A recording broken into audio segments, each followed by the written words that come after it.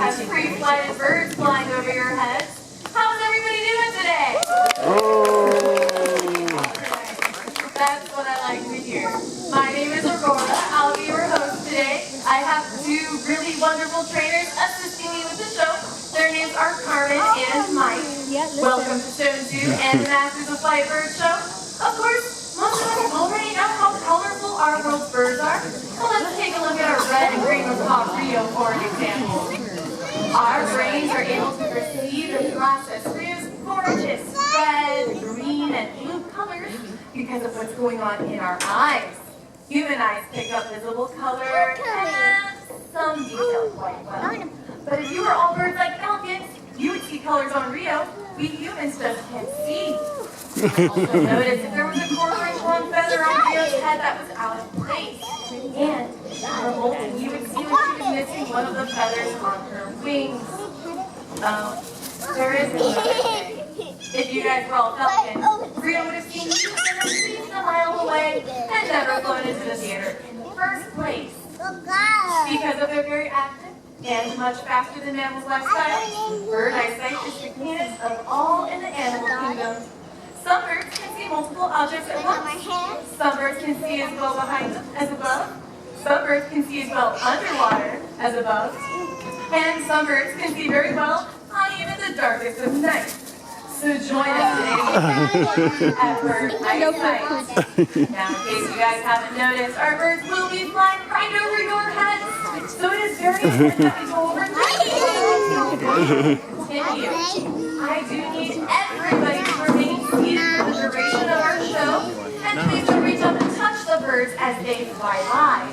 This is for your safety as well as for the safety of our birds. Also, as our birds fly overhead, probably best to keep your mouth shut too. Like other large parrots all over the world, red and green macaws are endangered due to their shrinking South American habitats. I'll tell you a little bit more about that in just a minute, but let's give Rio a round of applause for opening up the show. If you'd like to help Rio and her friends, make sure to recycle all of your aluminum, as the raw materials used to make it are mined in South America. Going right into the finest of details, animals with well-developed eyesight have two types of cells in their eyes. Rod cells that are sensitive to light, and cone cells that are sensitive to color. I wish I could say these names have very technical meanings that would confuse even the smartest scientists. But no, rod cells are shaped like rods, and cone cells are, you probably guessed it, they're shaped like cones. What each cell type does is simple enough any biologist can tell if a bird is going to be active at day or night. Our next bird has millions more rod cells in his eyes, so is he more active at daytime or nighttime? Nighttime, this is great owl. Great owls are common from Massachusetts to Alaska, all the way down to the southern tip of South America. And those horns on top of Reese's head are just feathers used to court lady owls, and they're all rivals. It's been estimated that a great horned owl can see quite well with the light of just one candle, playing 4 football fields away on an otherwise completely dark night. In fact, owls have about 1 million rod cells per square millimeter. That's an awful lot of rod cells. The downside to so many rod cells leaves little, if any, room for cone cells. So most owls probably see in black and white. Thank you for the visit, Reese. There's a unique thing about bird eyes.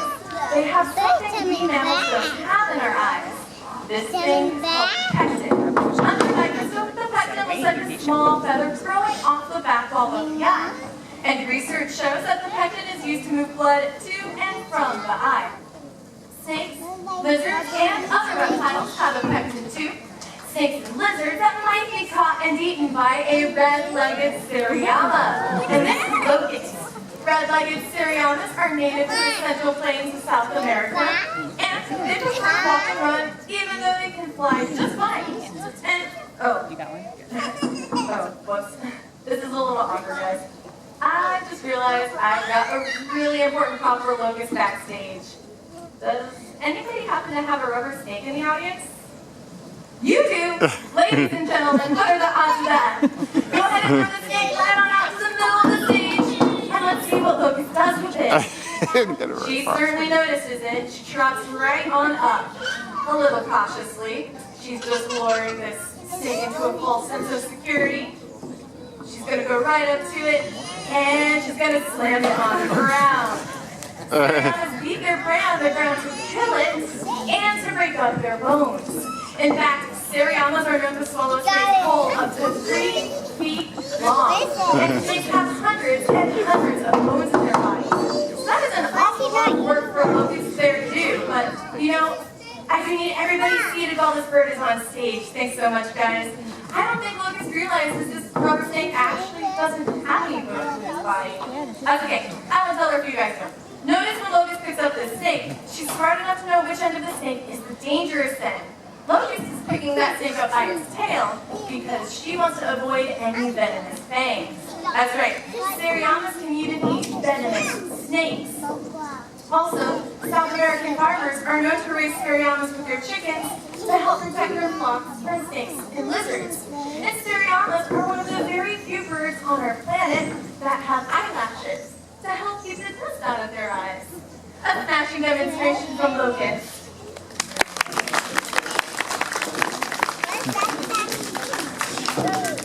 Eyesight isn't the only bird sense that's sharpened over millions of years.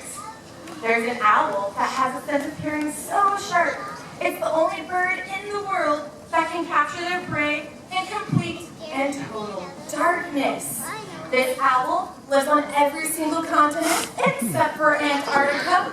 We like to say that's because Antarctica doesn't have any barns, but in fact, it's actually just because there aren't any prey for this particular species of owl.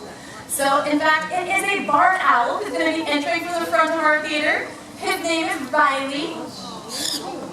As you can see, Riley has a complete facial disc that is awesome at capturing sound waves. The feathers within the disc are stiff and bristly to better funnel sound to the ear. Barn owls can actually hear the pitter-patter of mouse feet from over 90 feet away. That's from the middle of the stage all the way over there to the dino dig. Barn owls, like most other owls, have almost completely silent flight. The leading edges of their outermost wing feathers have fringes which muffle the wind as it passes through, giving this bird an even greater advantage at being nature's very best mousetrap. One barn owl can catch over 1,800 mice per year. That's over 5 mice a day. If we're all really quiet on Riley's final flight, we can listen and we can see if we can hear the sound of his wings flapping. Aside from calling back to his pair, I'd say that was some pretty spectacular silent flights from Riley. Third sight, birds communicate with each other. A more vividly colored yellow warbler has a better chance of impressing a potential mate. Birds sing to communicate to each other. We all know that when we hear an owl hooting to its mate. But when we say the gift of gab, we associate that with people. But many birds impress us when they mimic this gift. I like to say hello to my African gray friend. Will you share your name? Nemo here loves to tell stories. Once upon a time, there was a beautiful princess. Did she have gray feathers? A red tip? Was she a parrot princess? Well, she must have been awfully cute. One day, the princess was stolen away by an evil witch. Even worse, the witch turned her into a kitty cat. Meow. Nemo knew he had to rescue his princess, so he jumped on his horse and he rushed after her with a nice, loud charge. When Nemo reached the witch's hut, he tried to be polite and knock, but the witch only laughed. So Nemo shot the door down with his laser. The witch tried to cast a spell, but Nemo doused her in a bucket of water. The witch disappeared into a cloud of bubbles. Now, Nemo knew exactly how to rescue his princess. He rushed over to her side and gave her a great big kiss. And she turned back into a parrot. Nemo and his princess flew off into the sunset and lived happily ever after. Are you ready? Besides sharing stories, Nemo here thinks he's unique in other ways too. Nemo, what makes you so special? No? I can't fly, Nemo. Thanks for rubbing that in. Nemo, let's give everyone a big wave goodbye. This has been a great audience. How about a protection. I know he was really, really cool. And Rio the Macaw from earlier is absolutely gorgeous. But in case you're thinking about what a wonderful addition a parrot would make to your family, just make sure to do your research. Parrots often don't make ideal pets for most families. They're very messy. They're also very loud. You can hear some parrots when they're screaming from over a mile away. Also, they truly are lifetime companions. Many parrots can live to be over 80 years old. And that's an enormous amount of commitment for anybody. So going back to bird eyesight, there's another unique thing about bird eyes. They have sclerotic ossicles in their eyes. And sclerotic ossicles are actually just tiny bones that birds have in their eyes. And these tiny bones have very special muscles attached to them to help give birds with power to quickly focus on objects they're flying towards. It's easy to envision how fast flying falcons need this ability, but small scavenger species also need to be able to focus on a predator that is quickly approaching a carcass. So, without further ado, entering from the side of the theater is Osiris, our Egyptian vulture. This small vulture species will use her slender beak to reach the meat that larger vulture species first can't get to. And Osiris here is going to demonstrate how her species is one of few raptors to use a tool to get to food by hurling this rock and that abandoned ostrich egg. Go ahead, Osiris. Show everybody what you got. First, we're inspecting this ostrich nest, making sure it's truly abandoned of any mama ostriches. Osiris, there's the other two. I'm pretty sure you would see one if it was hidden around here. They're over 6 feet tall. All right, she's got that rock, and she's going to hurl it into the egg. Go on, Osiris. So, Osiris, this is not what we discussed backstage. Right, position just so we're going to slam it into the egg and break it open. Okay, well, you know what? Everybody deserves a second chance, so we'll try this one more time. Osiris, go ahead and pick up that rock and march it on over to that egg. And you're going to slam it and break it open, or we're going to tap it. Osiris. Again, this is not what we discussed backstage. Let's try that one more time. At the egg, Osiris. At the egg. That part's important. Okay. Well, you know, maybe Osiris would just be better off trying out for the Yankees. Well, let's give her a hand all the same anyway. She's named after the Egyptian god of the underworld. Wow. There's a really cool thing about Egyptian vultures. They're actually the very first protected bird species on the history of our planet. They were so favored by ancient Egyptians that not only were they given the nickname the Pharaoh's chicken, but it was deemed punishable by death to so much as pluck the feather off of an Egyptian vulture. With everything going on in bird eyes, with sclerotic ossicles, the pectent, rod cells, and cone cells like you and I have, you think they have to be quite large, right? Well, what animal living on land do you think has the largest eyeball? I'll give you guys a hint. It is not the elephant. It's the ostrich. Ostrich eyes are about 2 inches wide, which is roughly this size. Now, the Bateleur eagle has an eyeball that weighs 15% the total weight of their head, compared to the 1% for the human eye. Our Bateleur eagle is going to pop up right over that set of features. His name is Sabo. He's native to Africa.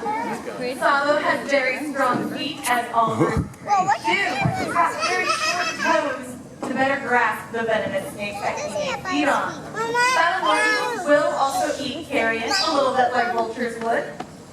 Take a look at Sabo's tail as he makes this next flight.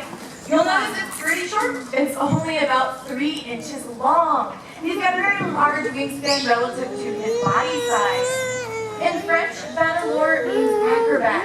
And ornithologists believe that these birds' short tails and large wings aid in their spectacular courtship displays. Bateleur eagles do rolls and tumbles other birds simply cannot do. Unfortunately, due to poisoning and habitat loss, the Bateleur eagle is endangered throughout most of their range in Africa. And on top of it all, Bateleur eagles only lay about 1 to 2 eggs every other year. So this very slow reproductive rate only amplifies the effects of poisoning and habitat loss for this endangered species. Bateleur eagles are given the nickname the world's most colorful eagle. They actually communicate by changing the colors on their face and their feet. The red indicates they're quite happy.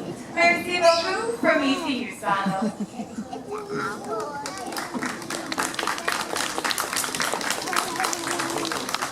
All right, pop quiz. Who knows what Benjamin Franklin wanted our national symbol to be? Right there in the blue shirt. The turkey, very good. You are correct.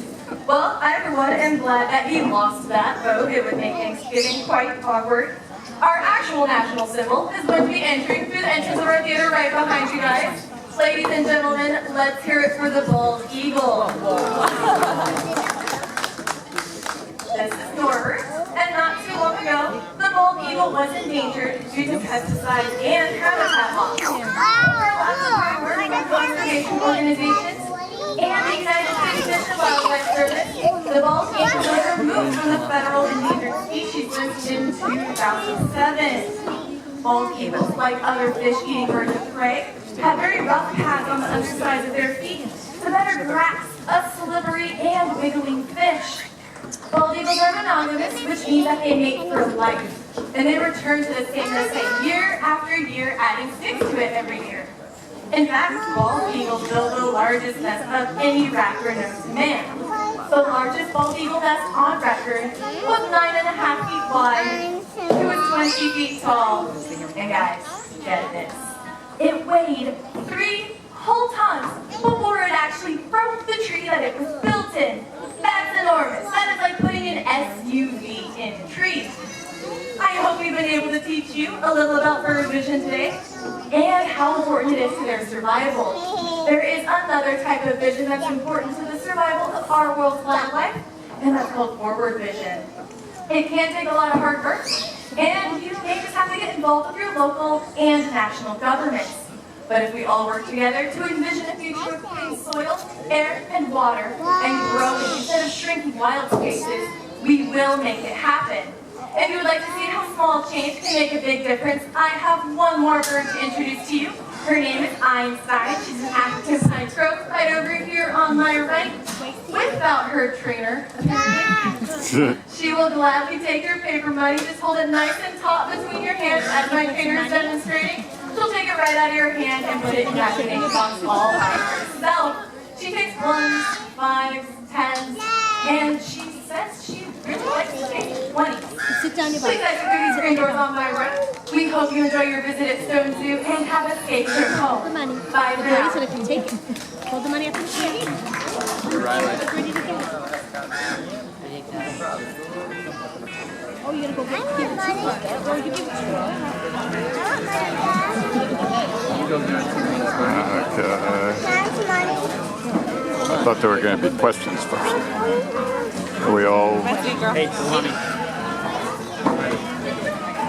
Take it, O'Reilly. Where you going, Ryder? Well, the show's over.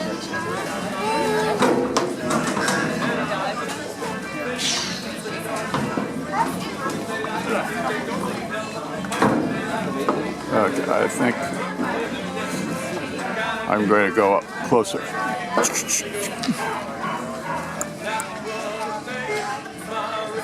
Yep, we're gonna have lunch.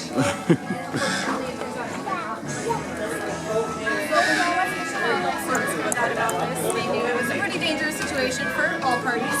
So they brought him to World Bird Sanctuary in St. Louis, Missouri, where we rehab and train other raptors and birds of prey to be in educational programs such as this one that are suited for it. That's great. That's beautiful. Right, He's Teddy? about 12 years old. Even though he's still got some of that brown coloration on his head that would generally indicate he's a juvenile or a 4th or 5th year, which is usually how long it takes for them to gain that white plumage. He just never lost it all, so we just like to say he's a little bit like Peter Pan and was never quite ready to grow up. But it's actually not that uncommon in the wild to have some brown on their head. We don't know if it's genetic, or maybe in his case it could be a nutrient deficiency from having been fed human food from a young age. Or there could be a third factor we don't even know about. Do you guys have any questions about it? Curious how much he weighs. He weighs 7 pounds, so he's about the weight of a gallon of milk. I started practicing with that before I started holding him. He's actually half the size of the largest bald eagle. The females are almost always larger because they need to defend their nests, whereas the males go out and hunt and retrieve the food. So the largest bald eagle is 14 pounds. And she was definitely a hefty female. Yeah. Cool, I'm Jack. Thank you. Come on, buddy. right, thank you. All right, you ready, guys? Do they eat cats? Not to my knowledge. A friend of ours claimed her cat was captured by a bald eagle. Really? And taken off. Yeah. I wouldn't say it's impossible. I would say it would not be that eagle's first choice. She was a heavy drinker. She may have been wrong.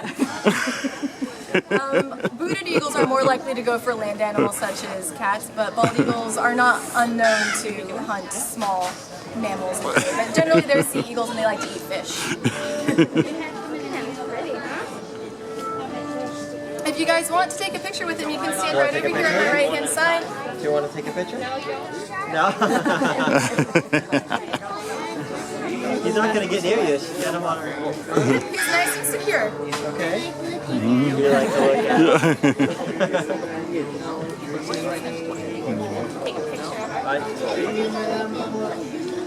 All right. So a really cool thing about bald eagles is they actually have spikes on the back of their tongue, which helps them push down larger whole food items. That way they can push it all the way down their throat and they don't have to chew it up or anything. Also, they have that very stern expression because of their supraorbital processes right over their eyes. They actually just act as sun visors when they're flying high up in the sky. It helps keep the sun out of their eyes. But it gives them the illusion of being very secure. Sure. Come right over here on my right hand side. Hola. Hola. C'est Philippe. You're welcome. You're welcome.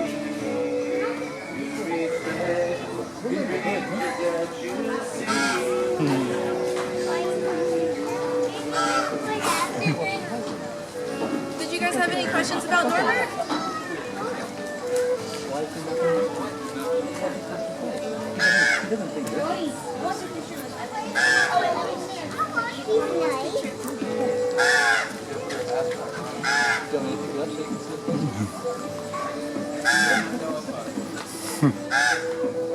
So Norbert's actually got talons, a little bit like we have fingernails. It's made of the same stuff, keratin, so our dog and cat claws.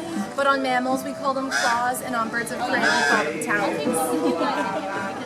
Overload. He's really brave until he gets up close.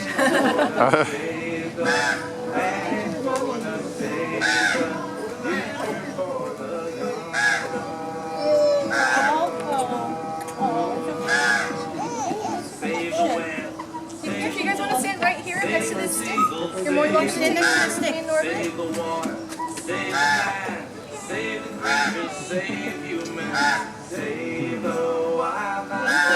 You're welcome.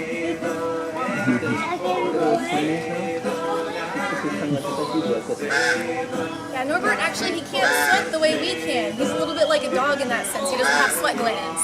So he's panting and he's got his wings open so that he can aerate and let the wind come through and cool off. And they drool too.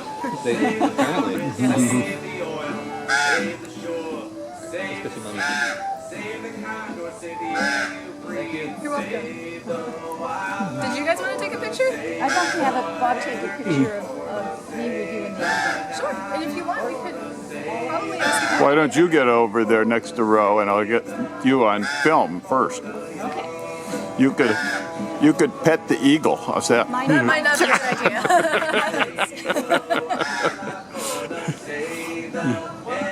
Okay. Janet, smile. I am. Okay. Close enough.